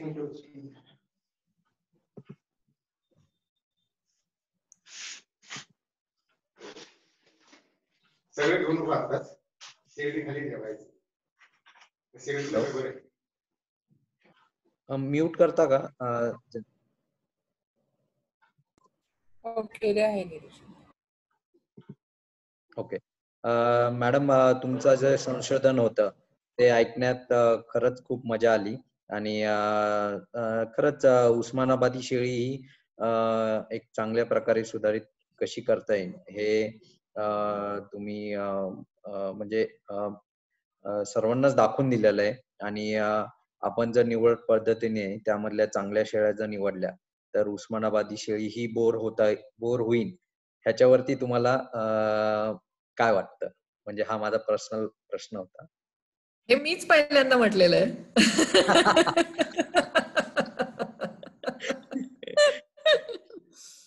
उस्मानाबादी शेळी नक्कीच बोर होऊ शकते, किंवा उस्मानाबादी बोर होऊ शकते म्हणण्यापेक्षा उस्मानाबादी शेळी ही बोर इतकी जगप्रसिद्ध आणि सगळ्यांना हवी असलेली आणि उच्च उत्पादन क्षमता असलेली अशी शेळी होऊ शकते जर त्याच्यामध्ये आपण भरपूर, म्हणजे संख्या शेळ्यांची खूप जास्त पाहिजे ज्याच्यामधून ही निवड केली जाते. आणि काटेकोर पद्धतीने निवड केली गेली पाहिजे. कारण त्याच्यातला धोका असा आहे की फक्त भरपूर खायलाच घातलेल्या शेळ्यांमधून जर का तुम्ही हे केलं तर मग तुम्हाला कळत नाही की खायला घातल्यामुळे या शेळीचं उत्पादन चांगलं आहे का, ती अनुवंशिक दृष्ट्या उच्च गुणधर्मांची असल्यामुळे तिचं उत्पादन जास्त आहे. तर याच्यामध्ये आपल्याला अनुवंशिक दृष्ट्या उच्च उत्पादन क्षमतेच्या असलेल्या शेळ्या निवडायच्या आहेत. कारण अर्थातच त्यांचे जे जीन्स आहेत ते पुढच्या पिढीमध्ये जाणार आहेत. त्यांनी जे काय खाल्लेलं आहे ते काय पुढच्या पिढीमध्ये जाणार नाही. नक्कीच. त्यामुळे याच्यातल्या उच्च उत्पादन क्षमतेच्या शेळ्या आपल्याला निवडायच्या आहेत. आणि आता याच्यामध्ये ज्या एक मॉलिक्युलर लेवलच्या सुद्धा पद्धती आलेल्या आहेत, तर या पद्धतींचा पण आपण वापर याच्यामध्ये करू शकू. अर्थात त्याच्यासाठी खर्च आहे आणि त्याला वेळ लागणार आहे. ते असं जादूची कांडी फिरवल्यासारखं ते होणार नाही. तर ते मात्र करण्याची आपली इच्छा असेल सगळ्यांची नक्कीच संघटितपणे तर आपण हे करू शकतो. आणि या शेळीला नक्कीच जगप्रसिद्ध आपण बनवू शकतो. परंतु मग जर बनवली आणि जगातून जर या उस्मानाबादी शेळीला मागणी यायला लागली तर मग इथे भारत सरकारने म्हणलं नाही पाहिजे की आपल्या शेळ्या बाहेर नाही पाठवायच्या पैदाशीसाठी. मग त्यांनी आपल्याला पाठवू दिल्या पाहिजेत. कारण आता तसं धोरण आहे भारत सरकारचं की शेळ्या कापण्यासाठी किंवा मटणासाठी बाहेर पाठवू देतात, परंतु पैदाशीसाठी बाहेर पाठवू देत नाहीत. कारण याच्यामध्ये एक जैवविविधता जो कायदा आहे तर त्या कायद्या अंतर्गत तुम्ही परवानगी घेऊन पाठवल्या पाहिजेत. पण ती परवानगी ही घ्यावी लागते. आणि परंतु ती आपल्याकडच्या ज्या मूळ जातीच्या शेळ्या आहेत तर त्यांना ही परवानगी कदाचित मिळू शकत नाही. कारण आपल्याकडची जात ही जतन झाली पाहिजे वगैरे, परंतु ती जतन करणारे हे पशुपालकच आहेत, शेळी पालक आहेत जतन करणारे. हे दिल्लीत आणि मुंबईत बसणारे मंत्री आणि राजकीय पुढारी हे शेळ्या पाळत नाहीत, एक लालू प्रसाद यादव सोडले तर. नक्कीच मॅडम. पण मोठ्या प्रमाणावरती शेळी पालक पशुपालकच शेळ्या पाळणार आहेत आणि त्यांना जर का फायदा होत असेल शेळ्या पाळून तरच ते पाळणार आहेत. काय केवळ पंतप्रधानांनी सांगितलं म्हणून काय कोणी शेळ्या पाळणार नाहीये. तर ह्या सगळ्या गोष्टी जेव्हा सरकार मानेल तेव्हा हे साध्य होईल. आणि शेळ्यांची सुधारणा करायची तर ते शेळी पालकच करू शकणार आहेत. नक्कीच. पण त्याच्यामध्ये हे संघटितरित्या हे करण्याची गरज आहे. आता आमचा जो प्रकल्प आहे त्याच्यामध्ये पण हे होऊ शकतं, परंतु हा प्रकल्प खूप मर्यादित आहे. म्हणजे त्याला मिळणारं अर्थसहाय्य पण अतिशय मर्यादित आहे. त्याच्यामुळे त्या मर्यादित त्याच्यामध्ये आम्ही जेवढं करू शकतो तेवढं आम्ही करतो आहोत. पण आणखी जर का याच्यामध्ये कोणी दानशूर व्यक्ती किंवा यांचं जर का आपल्याला सहकार्य मिळू शकत असेल किंवा एखादी मोठी कंपनी, तर आपण एक प्रकारचा आराखडा असा तयार करून हे नक्कीच काम करू शकतो आणि उस्मानाबादी शेळीला जगप्रसिद्ध बनवू शकतो. नक्कीच नक्कीच मॅडम. सर्वांनाच त्याची आतुरतेने वाट आहे की कधी आपण यशस्वी होऊ त्या याच्यामध्ये. मेन तर संघटित होणं आहे. एकदा संघटित झालो की काही अशक्य नाहीये. त्यामुळं एकदा संघटित झालो तर नक्कीच आपल्याला सर्व काही अचीव करता येईल. आपण प्रेक्षकांचे काही प्रश्न घेऊ आता. भारत नलवडे म्हणून आहेत, त्यांना मी अनम्यूट करतो. सचिन सर, तुम्हाला मी त्यानंतर अनम्यूट करन, मग तुम्ही प्रश्न विचारू शकता. तर भारत सर, तुम्हाला अनम्यूट केलेलं आहे. डाव्या साईडला अनम्यूटचं बटन आहे, तेवढं दाबून तुम्ही प्रश्न विचारू शकता.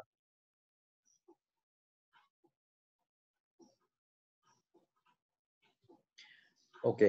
सचिन सरांना अनम्यूट करा. प्राची. सचिन सर, तुम्हाला अनम्यूट केलेले आहे.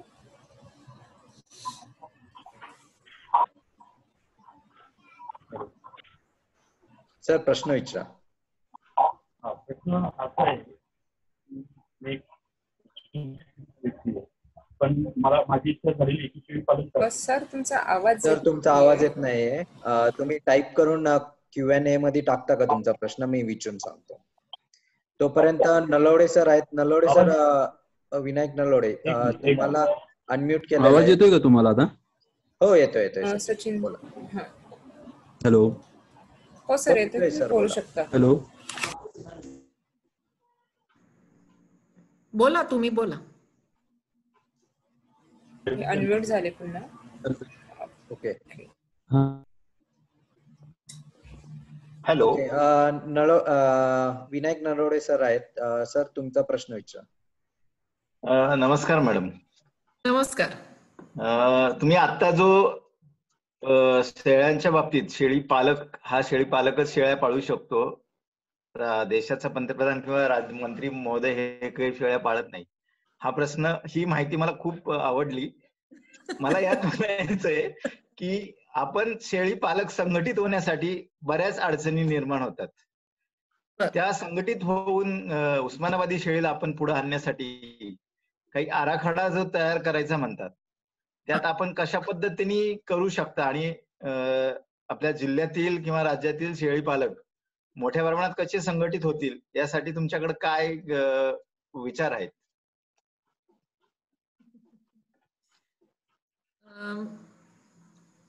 काय याच्यामध्ये वाहून घेऊन काम करण्याची इच्छा असलेले आणि काम करू शकणारी अशा व्यक्ती आपल्याला मुख्य म्हणजे पाहिजे आहेत. आणि त्याच्यामध्ये दुसरी गोष्ट अशी की नोंदी ठेवण्यावरती त्यांचा विश्वास पाहिजे आणि त्यांनी काटेकोरपणे नोंदी ठेवल्या पाहिजेत. ते दुर्भाग्याची गोष्ट अशी आहे की प्रामाणिकपणे आणि काटेकोरपणे नोंदी ठेवणारा शेळी पालक मी तरी अजून पाहिलेला नाही, खाजगी शेळी पालक. सॉरी टू से दिस, परंतु मी पाहिलेलं नाहीये. आणि जोपर्यंत काटेकोर नोंदी ठेवल्या जात नाहीत तोपर्यंत हे होणार नाही. दुसरं एक असं आहे की आपल्याकडे आपल्याला एक डेटाबेस त्याच्यासाठी लागेल,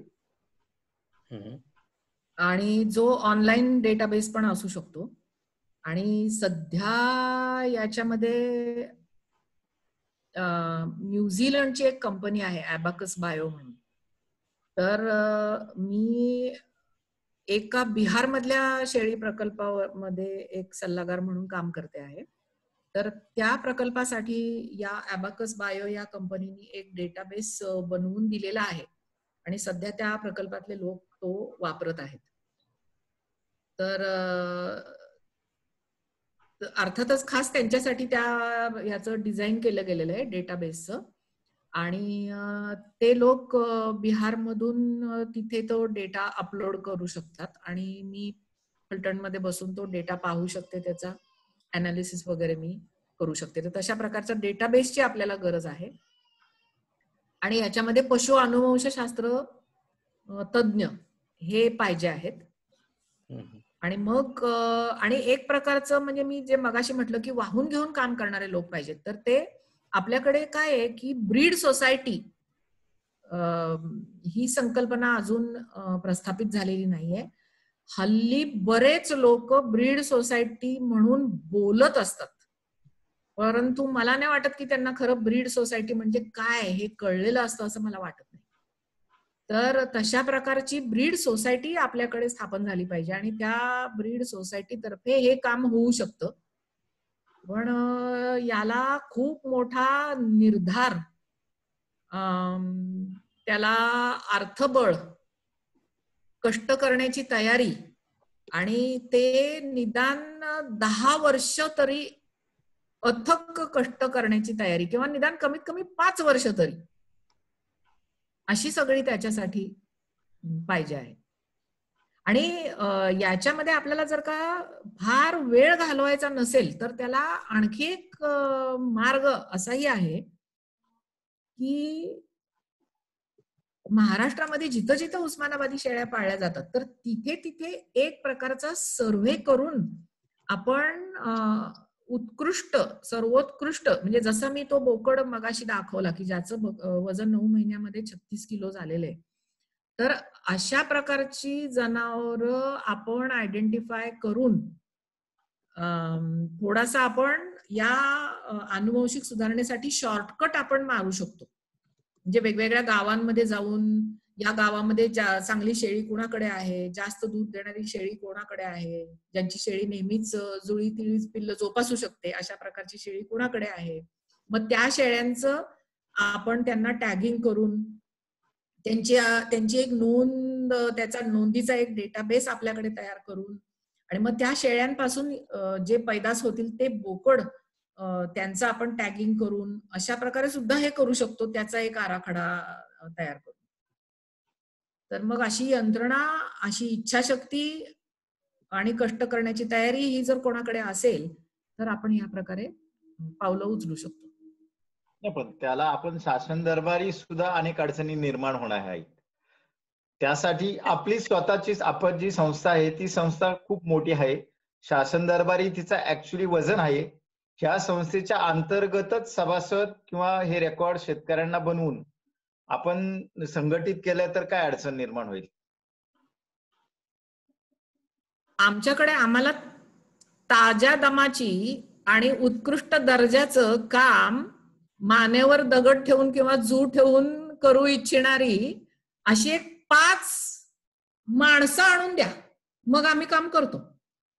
माणसं मिळत नाहीत आणि आमच्या संस्थेमध्ये काम करण्याचा दट्ट्या एवढा जबरदस्त आहे की तो दट्ट्या वर्षभर हे झाला की माणसं सोडून जातात. ओके ओके, म्हणजे मनुष्यबळ हा आपल्या सगळ्यांनाच अडचणीचा प्रश्न आहे. हा, तर त्यामुळे आणि आता असं झालेलं आहे की डॉक्टर गळसासे आणि मी अजूनही तेवढंच काम करतो, परंतु आम्ही पहिले जेवढं पळत होतो तेवढं आता पळू शकत नाही. वय परत होय. परंतु आमच्याकडे पळणाऱ्यांची फौज असेल तर आम्ही हे काम करू शकतो. परंतु आत्ता कुठलंही काम करण्यासाठी किती प्रमाणात आम्हाला रक्त आटवावं लागतं आणि घाम गाळावा लागतो ते आम्हाला माहिती. तर त्यामुळे असलं काहीतरी काम हातात घ्यायचं तर त्याला ताज्या दमाच्या तरुण माणसांची फौज पाहिजे तुमच्याकडे, तर ते काम होऊ शकतं. उगीच काहीतरी गुळमुळीत उत्तर देऊन मला वेळ मारून न्यायची नाहीये, म्हणून मी स्पष्ट बोलते. नक्कीच नक्कीच मॅडम. नक्कीच मॅडम. अशी माणसं जर आमच्याकडे मिळाली किंवा आम्ही जे कामं करतो यांना ठराविक कालावधीनंतर वेळ मिळाला तर आम्ही नक्कीच तुमच्याबरोबर काम करायला तयार आहे.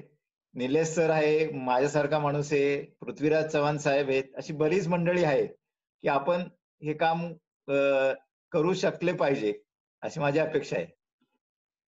ठीक आहे, इच्छाशक्ती असेल तर पुढचं होऊ शकतं. नक्कीच मॅडम. मी वेळोअभावी पुढचा प्रश्न घेतो.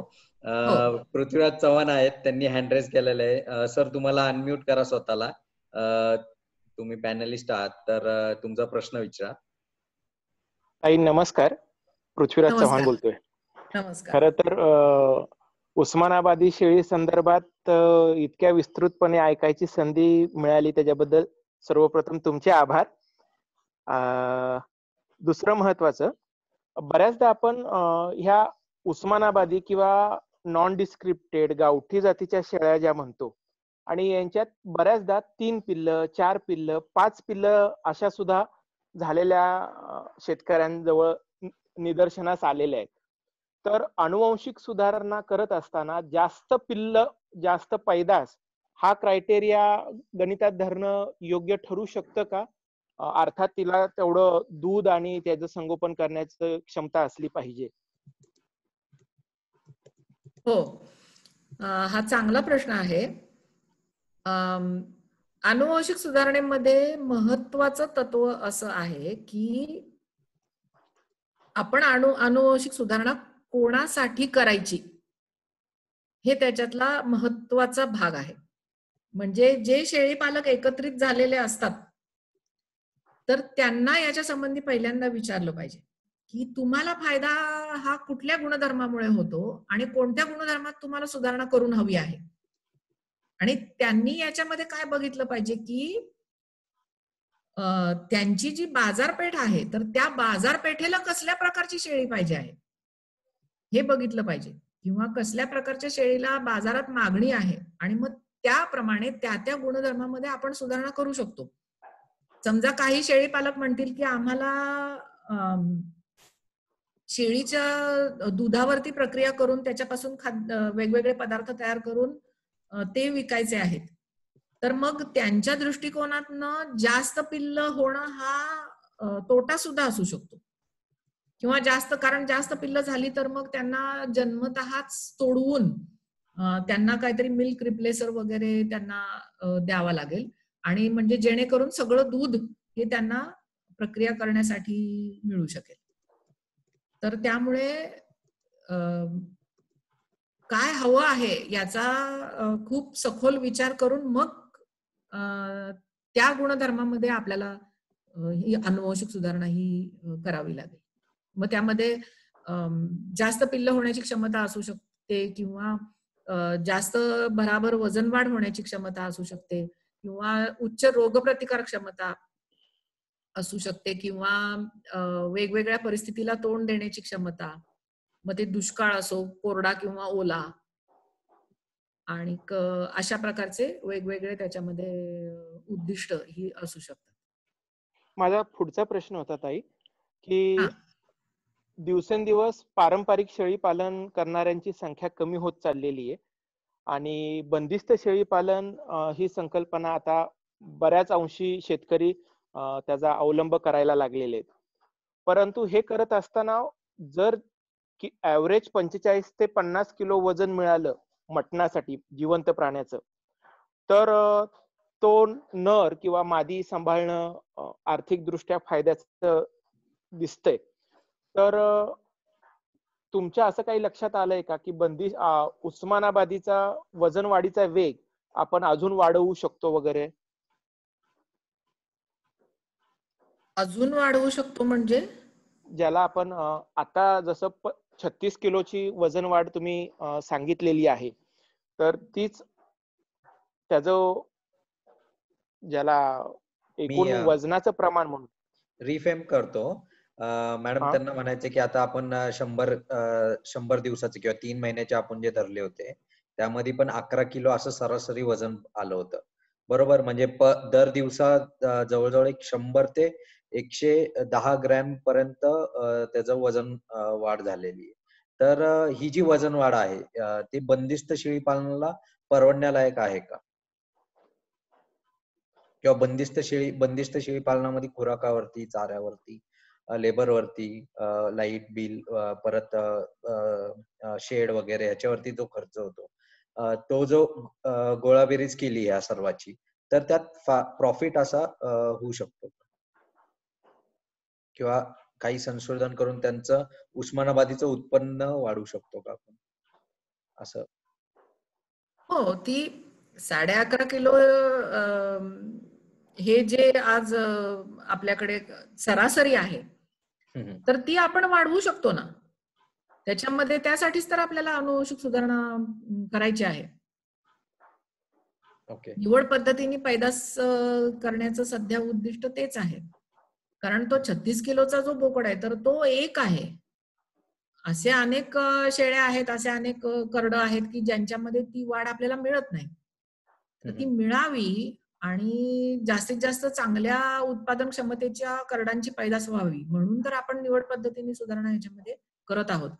आणि यामध्ये मला तुम्हाला असं एक विचारायला आवडेल की तुम्ही असं म्हणताय की पारंपरिक पद्धतीचं शेळीपालन कमी होत चाललंय आणि बंदिस्त शेळीपालन वाढत चाललंय. तर याच्यामध्ये मी या वेबिनारच्या निमित्ताने जेव्हा मी आता जी पशुगणना झाली 2019 मध्ये, तर त्याचे आकडे मी जेव्हा बघितले तर त्याच्यात असं आढळून येते की 2012शी तुलना करतात महाराष्ट्रातल्या शेळ्यांची संख्या जवळजवळ 25% वाढलेली आहे. तर मग तुमचं काय असं म्हणणं आहे का की या सगळ्या शेळ्या बंदिस्त शेळीपालनात वाढल्यात म्हणून? अजून सुद्धा पारंपरिक शेळीपालन खूप मोठ्या प्रमाणावरती केलं जात आहे असं मला तरी वाटतं. विशेषतः विदर्भामध्ये वगैरे खूप मोठ्या प्रमाणावरती अजून सुद्धा चरण्यासाठी रानं, जंगल हे ते उपलब्ध आहे. त्यामुळे तिथं पण मोठ्या प्रमाणावरती हे केलं जात आहे. नक्कीच बंदिस्तच्या तुलनेत पारंपरिकचं प्रमाण नक्कीच जास्त आहे, परंतु बंदिस्त सुद्धा आता थोडं वेग धरून वाढायला लागलेलं आहे असं माझं म्हणणं होतं. ओके, धन्यवाद. सर आणखी काय प्रश्न आहेत? नाही तर मी दुसऱ्यांना अलाव करतो. हो, माझे प्रश्न झालेत. धन्यवाद ताई. बंडोपंत आहेत. बंडोपंत जींना अनम्यूट करा. बंडोपंत जी तुम्हाला अनम्यूट केलेलं आहे, तुमचा प्रश्न विचारा.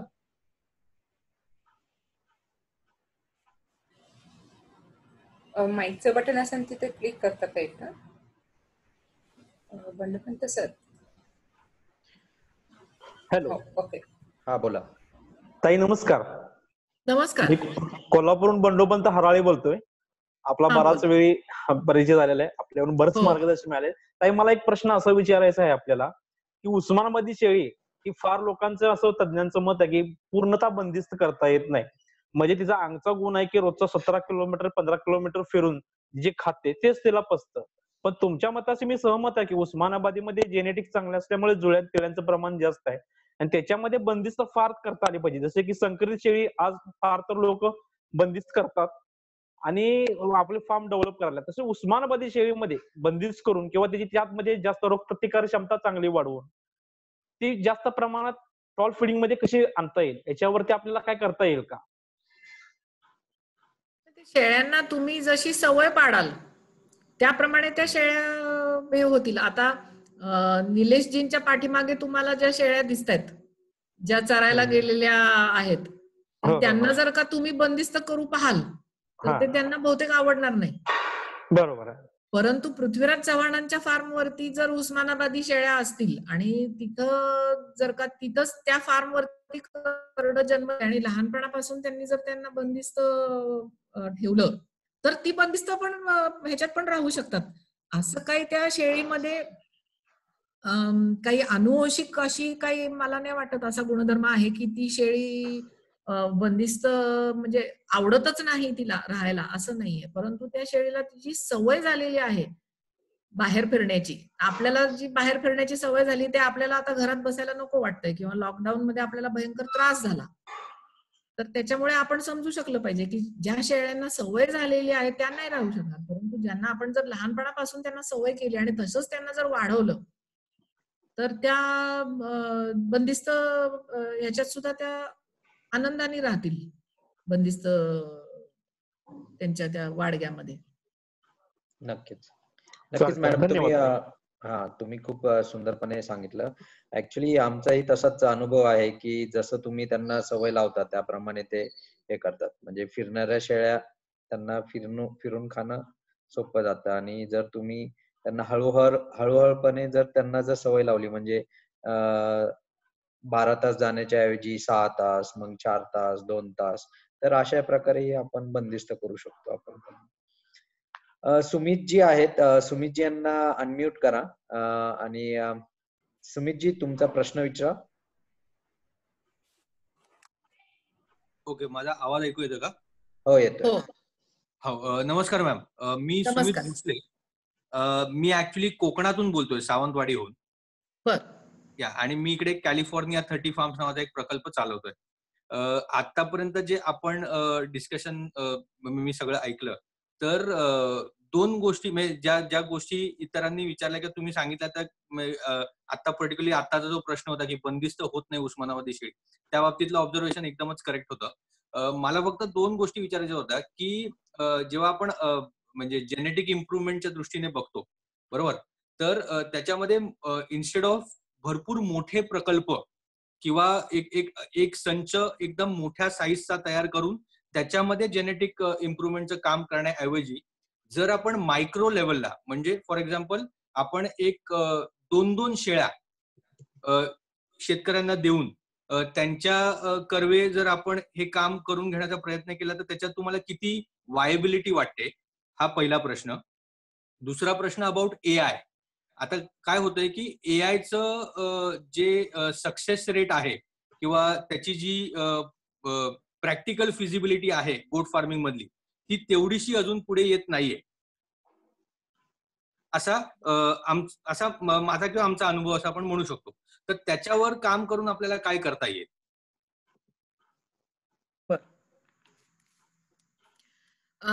तर याच्यामध्ये पहिलं मॅडम फक्त एकच, आपल्याकडे आणखी एक प्रेक्षक आहेत, त्यांनी सेमच प्रश्न विचारलेला आहे की AI चा जो सक्सेस रेट आहे तो 50 ते 60% आहे. तर मग उस्मानाबादी मध्ये तुम्ही जे मागा आपण बोलले की जेनेटिक इम्प्रुव्हमेंट साठी AI का गोठवलेलं युरिया वापरायचं, तर त्याचं कसं तुम्ही समर्थन करता?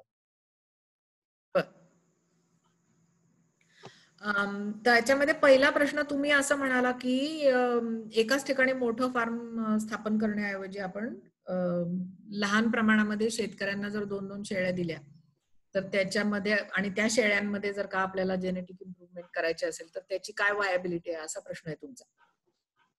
तर आता मगाशी मी हे म्हटलं खरं म्हणजे की ज्या आत्ता शेतकऱ्यांकडे शेळ्या आहेत तर त्यांच्यातल्या सुद्धा उत्कृष्टात उत्कृष्ट निवडून आपण हे काम चालू करू शकतो. मगाशी मी म्हटलं त्याप्रमाणे की त्या आयडेंटिफाय करणे हे त्याच्यातला पहिला महत्वाचा भाग आहे. एक मोठं फार्म करण्यामागची संकल्पना अशी आहे की मोठ्या फार्म मधल्या सर्व शेळ्यांचं आहार आणि व्यवस्थापन हे जर एकसारखं असेल तर मग त्या शेळ्यांमध्ये जो फरक असतो तो त्यांच्यातल्या आनुवंशिक फरकामुळे असू शकतो. तो फरक हे त्याच्या मागचं कारण आहे मोठं फार्म स्थापन करण्याचं. आणि या उलट आपण वेगवेगळ्या शेतकऱ्यांकडच्या जर शेळ्या बघितल्या तर त्या प्रत्येक शेतकऱ्याचं व्यवस्थापन हे काहीतरी वेगळं असू शकतं. तर मग व्यवस्थापन वेगळं असेल आणि मग त्या शेळ्यांमध्ये जो आपल्याला फरक दिसतो तर तो व्यवस्थापनातला फरक आहे का त्या 2 किंवा इतर जास्त संख्येने त्या शेळ्यांमधला तो आनुवंशिक फरक आहे, हे आपल्याला शोधून काढायला पाहिजे. आणि मग त्यासाठी जास्त प्रमाणामध्ये माहिती आपल्याला गोळा करावी लागेल. आणि हे लहान शेतकऱ्यांमध्ये हे काम होऊ शकत नाही असं नाही, हे होऊ शकेलच. आणि सध्या आफ्रिकेमध्ये कम्युनिटी बेस्ड ब्रीडिंग प्रोग्राम्स, तर याला खूप हे पुढावा त्याला मिळालेला आहे आणि बऱ्याच मोठ्या प्रमाणावरती हे कम्युनिटी बेस्ड ब्रीडिंग प्रोग्राम हे चालू झालेले आहेत. तर त्यांच्या मागची संकल्पना अगदी हीच आहे की लहान शेळी पालकांकडे किंवा मेंढी पालकांकडे असलेली जी जनावरं आहेत, तर त्यांच्यामधूनच आपण निवड पद्धतीने हे पुढचे पैदाशीचे बोकड आणि शेळ्या निवडून आपण उत्पादकतेत सुधारणा ही आपण करू शकतो. इनफॅक्ट आमच्या प्रकल्पामध्ये सुद्धा आम्ही त्याच प्रकारे ही सुधारणा आता सध्या करत आहोत. फक्त माझा आक्षेप राहील की तुम्ही जे म्हणाला की शेतकऱ्यांना 2-2 शेळ्या देणे, याला माझा आक्षेप आहे की सरकारच्या आतापर्यंतच्या योजना या वाटपाच्या, शेळी वाटपाच्या आहेत. तर हे देणे हे कशासाठी, म्हणजे कारण लोकांनी नाही सॉरी, म्हणजे देणे in the sense I also absolutely agree to this fact की देण्यात पॉइंट नाहीये, त्यांना घ्यायला लावायच्या आणि त्यांना प्रवृत्त करायचं. Absolutely right. मग ठीक आहे, तसं असेल तर मग ते हे आपण करू शकतो. ओके. नंतर दुसरा जो प्रश्न आहे तुमचा आणि दुसऱ्या एक जणांनी विचारलेला कृत्रिम रेतनाबद्दलचा, तर त्याच्यामध्ये काय आहे की जेव्हा तुम्ही कृत्रिम रेतन करता तर तेव्हा मुळामध्ये ते वीर्य हे गोठवलेलं असतं. तर ते गोठवलेलं जेव्हा तुम्ही गोठवण्याची जी प्रक्रिया असते तर त्याच्यामध्ये त्या शुक्रजंतूंची जी व्हायबिलिटी असते ती थोड्या प्रमाणामध्ये कमी होत असते गोठवल्यामुळे, गोठवण्याच्या प्रक्रियेमुळे. मी इथे डॉक्टर घळसासींना विनंती करते की मी जर काही चुकीचं म्हणत असेल तर कृपया त्यांनी ते मला माझी चूक सुधारावी, कारण या विषयातले तज्ञ ते आहेत, मी नाहीये. तर त्यामुळे आपल्याला कृत्रिम रेतनामध्ये थोड्याफार प्रमाणामध्ये कमी यश मिळणं हे अपेक्षित आहे आणि ते आपल्याला स्वीकारावं लागेल. परंतु जर का खूपच आनुवंशिक दृष्ट्या उच्च दर्जाच्या बोकडाचं जर वीर्य आपल्याला मिळत असेल तर त्यासाठी थोडासा कमी यश आपल्याला कृत्रिम रेतनाला आलेलं हे आपल्याला स्वीकारावं लागेल आणि त्यातल्या त्यात कृत्रिम रेतनाचं यश कसं वाढेल यासाठी प्रयत्न आपल्याला केले पाहिजेत. आणि त्यासाठी मग त्या शेळीचा माज बरोबर ओळखणं, त्याच्यानंतर माजाच्या योग्य अवस्थेमध्ये कृत्रिम रेतन करणं आणि कृत्रिम रेतनाचे जे सगळे जो प्रोटोकॉल आहे तर ते प्रोटोकॉल हे काटेकोरपणे आपण सांभाळणं. तर या सगळ्या गोष्टी आपण ह्या करू शकतो. तर याच्यामध्ये डॉक्टर घळसासींना आणखीन काही सांगायचं असेल तर त्यांनी प्लीज सांगावं.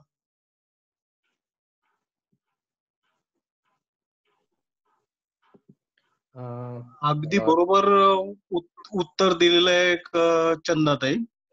ह्याच्यामध्ये सगळ्यात महत्वाचं आहे की जितकी प्रॅक्टिस होत असेल तसे तुमचे फलिताचं प्रमाण सुधारत जाणार आहे. आणि सुरुवातीला जो कोण नवीनच कृत्रिम रेतन करणारा कोणीतरी एक तंत्रज्ञ असेल तर त्यांच्याकडनं सुरुवातीला कृत्रिम रेतन फलिताचं प्रमाण कमी येणार आहे. परंतु काही ठिकाणी असं सुद्धा झालेलं आहे की 65-70% फलिताचं प्रमाण प्राप्त झालेलं आहे. ह्याच्यामध्ये सगळ्यात महत्वाचं आहे, आता जसं सांगितलं त्याप्रमाणे, की माजाची अवस्था काय आहे आणि कृत्रिम रेतनाचं टेक्निक काय वापरतात त्याच्यावर ते फलिताचं प्रमाण सुधारू शकेल. परंतु फार अगदी 100 कृत्रिम रेतन केले तर 80-90 फलित होतील, हे थोडस अवघड आहे. नक्कीच सर, खूप चांगलं मार्गदर्शन केलं. थँक्यू. मला आणखी नरोडे सरांनी पण पुन्हा हँड रेस केलेला आहे. सर, तुम्हाला काही क्वेश्चन आहे का? हा, माझा प्रश्न म्हणजे माझी माहिती आहे की उस्मानाबादी ही मोठ्या प्रमाणात बंदिस्त केली जाते की नाही हा लोकांचा प्रश्न आहे. हटकर नावाचा जो ग्रहस्थ आहे खामगाव चिखली, या ठिकाणी त्यांनी जवळजवळ 200 ते 250 गावठी शेळ्या बंदिस्त करून त्या शेळ्यांची दूध देण्याची कॅपॅसिटी पर डे 2.5 लिटर पर्यंत निर्माण केलेली आहे. तो व्यक्ती आपल्या खामगाव शहरामध्ये रतिबाचे जवळजवळ 70 ते 75 लिटर दूध 100 रुपयांनी शेळीचं विकत आहे. अशा पद्धतीने सुद्धा शेळी पालन करणारे आपल्याकडं शेळी पालक नक्की आहे की मोठ्या प्रमाणात सुद्धा उस्मानाबादी शेळी दूध देऊन प्लस बंदिस्त करता येणारी सुद्धा गोष्ट आहे. ओके सर, नक्कीच. छान, आणि ही माहिती तुम्ही सांगितल्याबद्दल धन्यवाद. आपण नाही, त्या माणसाचं माझं बोलणं एक 4 दिवसापूर्वी झालं. मला पण खूप आनंद वाटला की उस्मानाबादी शेळी 2.5 लिटर पर्यंत दूध देणारी जतन त्यांनी केलेलं आहे. चांगली गोष्ट आहे. आपण त्यांचा इंटरव्ह्यू घेऊ पुढच्या लेक्चर्स मध्ये. तर मी पुढं आता 7:16 झालेले आहेत. वेळेअभावी 1-2 प्रश्न घेऊ आणि आपण इथं बंद करू. मॅडम, आणखी एक होतं की नारायण सर आहेत, त्यांनी विचारलं होतं की संगमनेरी व उस्मानाबादी शेळी यामध्ये नक्की काय फरक आहे का? म्हणजे बऱ्याच वेळा असं होतं की संगमनेरी काळ्या कलरची आहे, उस्मानाबादी ही काळ्या कलरची आहे. तर त्या दोन्ही स्थानिक उपलब्ध असतात, त्यामुळं त्यांच्यामध्ये असा खरंच असा काही आयडेंटिफाय करण्यासारखा काही फरक आहे का? संगमनेरी ही पांढऱ्या रंगाच्या शेळ्या संगमनेरीमध्ये निवड केली जाते त्यांची, पांढऱ्या रंगामध्ये. ओके. उस्मानाबादी ही काळी आहे. जनरली संगमनेर मधले काही जण काळ्या शेळ्याही पाळतात, त्यांनाही संगमनेरी म्हणतात. कारण आता आमचं जसं हे फील्ड युनिट आहे उस्मानाबादी शेळीचं, तसं संगमनेरी शेळीचं फील्ड युनिट हे महात्मा फुले कृषी विद्यापीठ राहुरी येथे आहे. राईट. आणि डॉक्टर मंडकमाले त्याचे प्रमुख आहेत. तर आपण इंटरव्ह्यू घेतलेला. तर मी आतापर्यंत त्यांच्याशी जे बोललेली आहे किंवा मी या आमच्या त्या वार्षिक आढावा बैठकीमध्ये त्यांची जी काही सादरीकरणं मी बघितलेली आहेत, तर त्याच्यामध्ये त्यांनी संगमनेरीमध्ये पांढऱ्या रंगाच्या शेळीलाच महत्व दिलेलं आहे आणि उलट पांढऱ्या रंगाकडे वाटचाल चाललेली आहे त्या युनिटची, असं ते नेहमी म्हणालेले आहे. नक्कीच. त्यामुळे तोच मोठा फरक त्यांच्यामधला दिसतोय. एरवी मॉलिक्युलर लेवलला म्हणजे डीएनए लेवलला त्यांच्यातला फरक हा आतापर्यंत काही बघितला गेलेला नाहीये. तर त्यामुळे तसं सांगता येणार नाही की नक्की फरक काय आहे त्यांच्यामध्ये. किरण सर आहेत आमच्या नाशिक जिल्ह्या इथे, तर थंड वातावरण उस्मानाबादी शेळीला जगेल, थंड वातावरण असतं, तर त्या ठिकाणी उस्मानाबादी शेळी जगेन का? म्हणजे असं त्यांचा प्रश्न होता. नाशिक जिल्ह्यामध्ये भरपूर पावसाचा आणि याचा आहे, तर त्या ठिकाणी उस्मानाबादी हे टिकू शकते का? आता याला दोन तीन प्रकारे उत्तर देता येईल. एक म्हणजे की थंडीच्या दिवसांमध्ये त्यांनी व्यवस्थित संरक्षण केलं पाहिजे त्या शेळ्यांचं थंडीपासून. ते जर करू शकत असतील तर उस्मानाबादी राहू शकेल तिथं, असं मला वाटतं. दुसरी गोष्ट की मग तुम्हाला उस्मानाबादी कशासाठी ठेवायचे? मग तुमच्याकडे स्थानिक शेळ्या ज्या या थंडीला तोंड देऊ शकतात अशी शेळ्यांची जात आहे का तिथे? आणि मग त्या जातीऐवजी तुम्हाला उस्मानाबादी का ठेवायचे, असा मी त्यांना प्रतिप्रश्न करेन मी. नक्कीच मॅडम. मी जस्ट एक जसं की आपण चव्हाण साहेबांचं पण हे केलं, ते ही वाई तालुक्यातले आहेत, तिथं भरपूर पाऊस पडतो, नाशिक पेक्षा जास्त. तर त्यांच्या इथं आपण टेबल आणि डायनिंग टेबल आणि हे रूम्स वगैरे बघितलं होतं, त्याचं रेकॉर्डिंग आहे आपल्या ह्याच्यामध्ये. तर तशी व्यवस्थापना केली तर नक्कीच उस्मानाबादी काय कुठलीही शेळी आपण एकदा बंदिस्त करता आली तर मला वाटतंय की कुठल्याही वातावरणात आपल्याला हे करता येईल. मॅडम, वेळेअभावी आपण आपला हा कार्यक्रम आणि माझ्या प्रेक्षकांनाही मी सांगू इच्छितो की प्रश्न भरपूर आहेत, बरेच जणांनी हँड रेज केलेले आहेत, पण वेळेअभावी आणि आपण हा कार्यक्रम इथं संपवतोय. पण त्या तत्पूर्वी मी जे आपले प्रमुख चंदा निमकर आहेत त्यांचं मी खूप खूप आभार मानतो की त्यांनी वेळात वेळ काढून आपल्याला खूप चांगल्या प्रकारे उस्मानाबादी शेळीमध्ये जे संशोधन झालेलं आहे त्याबद्दल माहिती दिली. मॅडम धन्यवाद. आणि जे माझे शेळीपालक मित्र त्यांनी वेळात वेळ काढून हा सेमिनार अटेंड केला व त्यांचे प्रश्न मांडले त्यांचेही धन्यवाद. आणि किसान संवाद जी पूर्ण टीम आहे त्यांनी आपल्याला हा सुंदरसा असा प्लॅटफॉर्म उपलब्ध करून दिलाय त्याबद्दल त्यांचेही मनपूर्वक आभार मानतो आणि हा कार्यक्रम इथं संपला असं घोषित करतो. धन्यवाद.